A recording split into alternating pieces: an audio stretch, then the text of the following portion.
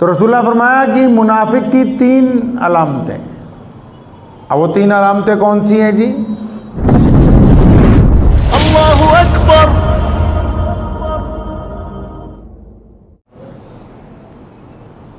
रसूलुल्लाह सल्लल्लाहु अलैहि वसल्लम ने फरमाया मुनाफिक की 3 अलामतें बड़ी।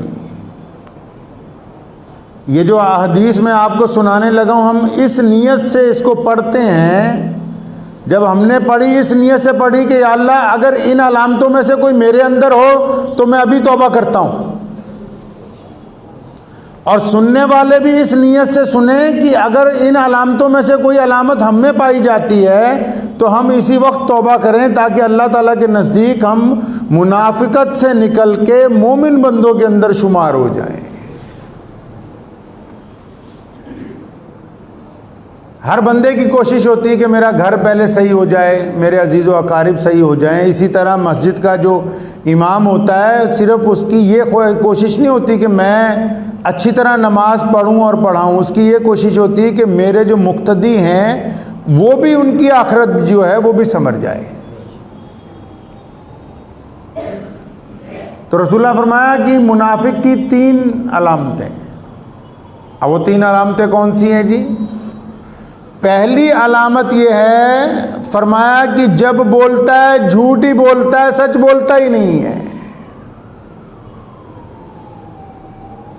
झूठ से एक बात याद आई, हज़रत सल्लल्लाहु अलैहि वसल्लम के पास एक शख्स आया, उसने आके कहा या रसूलल्लाह मैं 3 बुरे काम करता हूँ, झूठ बोलता हूँ, शराब पीता हूँ, जिना करता हूँ, लेकिन अब जो मैं आपके पास आ गया हूँ तो मैं आपसे वादा करता हूँ एक गुनाह को छोड़ने का।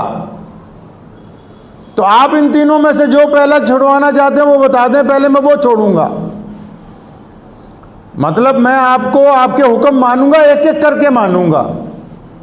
कुर्बान जाऊं मोहम्मद रसूलुल्लाह सल्लल्लाहु अलैहि वसल्लम से। फरमाया अच्छा फिर ठीक है, आज से आपने झूठ नहीं बोलना है। तो बड़ा खुश हुआ,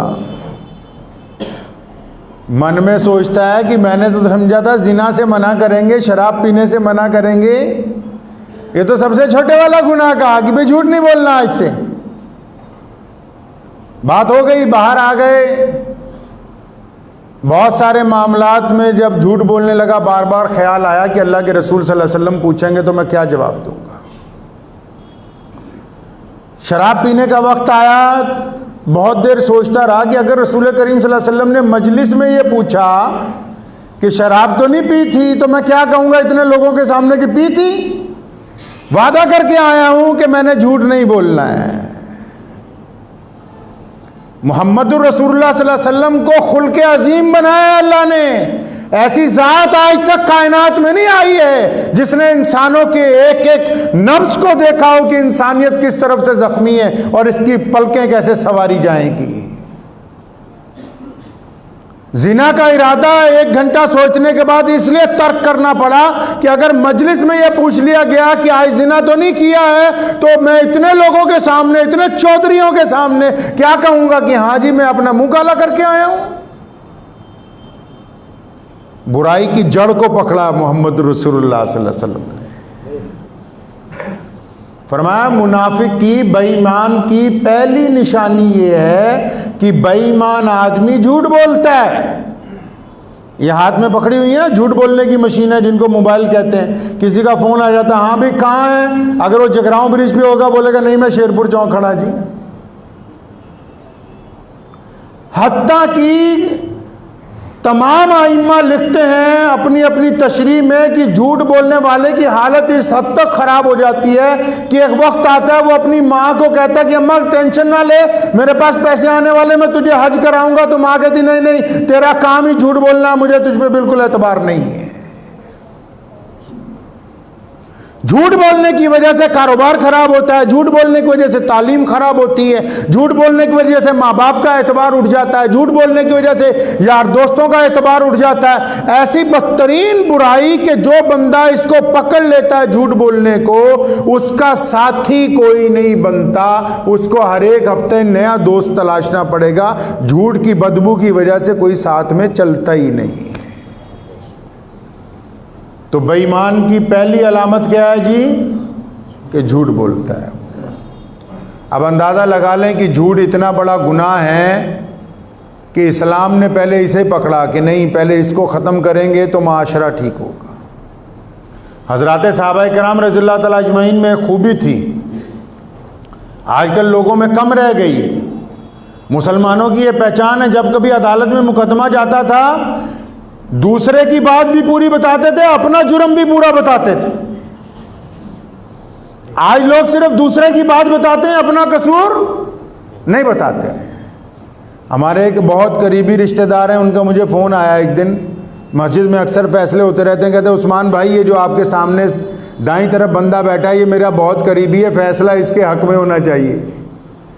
तो मैंने उन्हें कहा आप भी इस्तग़फ़ार पढ़ें, मैं भी पढ़ूं कि भाई मस्जिद में फ़ैसला किसी के हक में नहीं हो सकता, अल्लाह और उसके रसूल के हुक्म के मुताबिक हो सकता है।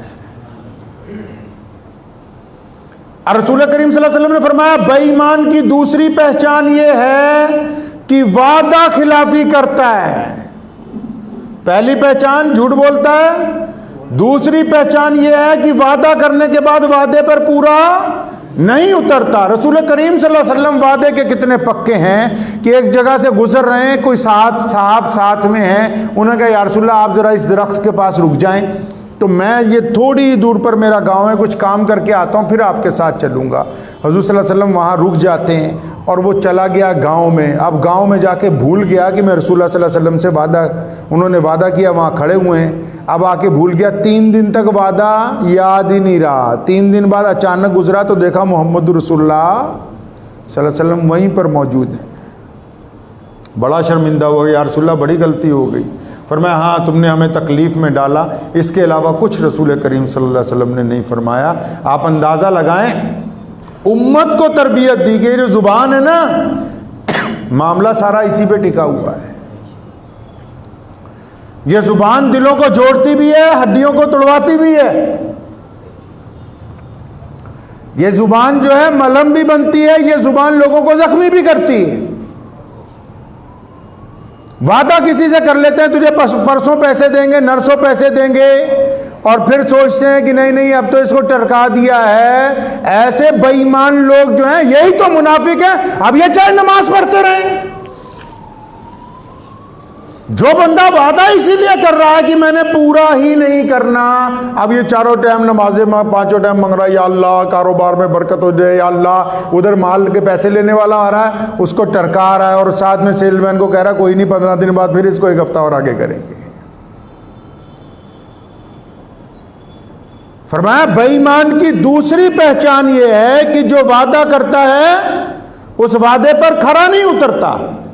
और मुसलमान की पहचान यह है कि जो मोमिन बंदा किसी से वादा कर ले और फिर पूरी दुनिया उसकी मुखालिफ हो जाए, फिर उसका अपना नुकसान शामिल हो जाए, फिर उसके अपने जिस्म का नुकसान शामिल हो जाए, फिर उसको अपने आप को नुकसान में मुब्तला करना पड़े, लेकिन वो मोहम्मद रसूलुल्लाह के हुक्म के मुताबिक अपने वादे पर खरा उतरता है, वादे से मुकरता नहीं है। अब जो वादा करके बेईमानी करते हैं, फिर नमाज पढ़ते हैं, फिर सोचते हैं भी काम ही नहीं बन रहा। अब उधर तो बता दिया ना भी ये मुनाफिक है। अब मुनाफिक जितनी मर्जी नमाज पढ़ ले, मुनाफिक बंदा जितनी बार मर्जी नमाज पढ़ ले, जब वो ईमान की शराइत पूरी नहीं कर रहा, पहले तो झूठ बोल रहा है मुनाफिक, दूसरा वादा खिलाफी कर रहा है। अब तीसरी पहचान मुनाफिक की क्या है जी? अमानत में खयानत करता है। अमानत में खयानत करता है। अब आप कहोगे कि ऐसे तो बहुत सारे लोग हैं जिनके पास कोई अमानत रखवाता ही नहीं है। ऐसे बहुत सारे लोग हैं जिनके पास कोई अमानत रखवाने आता ही नहीं। सोचते भाई हमारे पे तो ये हुक्म लागू नहीं हो रहा। अमानत सिर्फ रकम की नहीं है,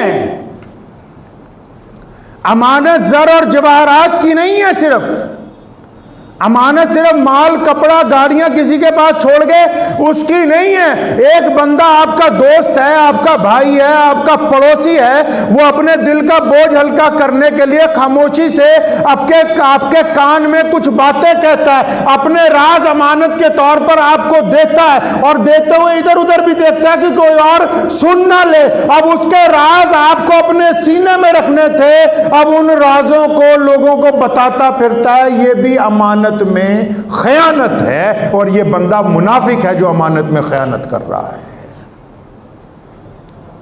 कली अमानत पैसों की नहीं होती कि हमने दूसरा पैसा रख गया पूरे लौटा दिए। अमानत इज्जतों की भी होती है। अमानत जो है दूसरे की बातों की भी होती है। अमानत राज की भी होती है।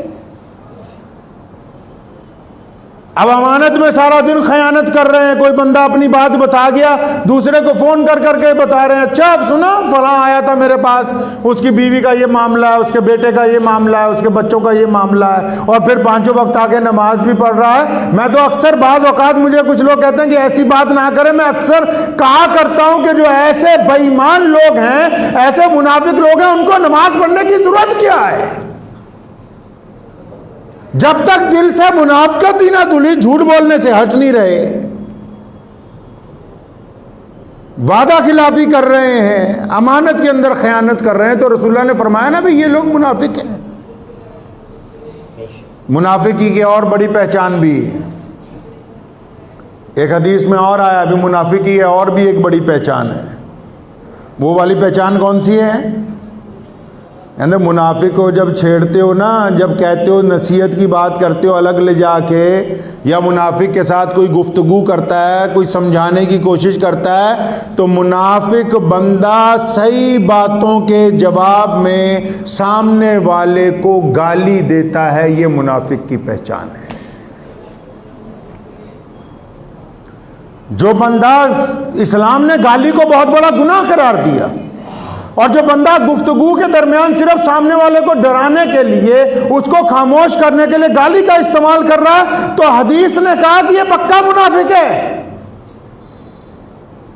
ये ठोस मुनाफिक है, इसके दिल पर मोहर लगी हुई है। इसकी मुनाफिकत की वजह से ही ये दूसरों के साथ गाली के साथ गुफ्तगू कर रहा है। तो हमें ये कोशिश करनी है कि जो मुनाफिक की अलामतें हैं, अब देखो हर बंदे को अपना पता है ना जी। मुझे मेरा पता है मेरे अंदर क्या है, आपको आपका पता है आपके अंदर क्या है।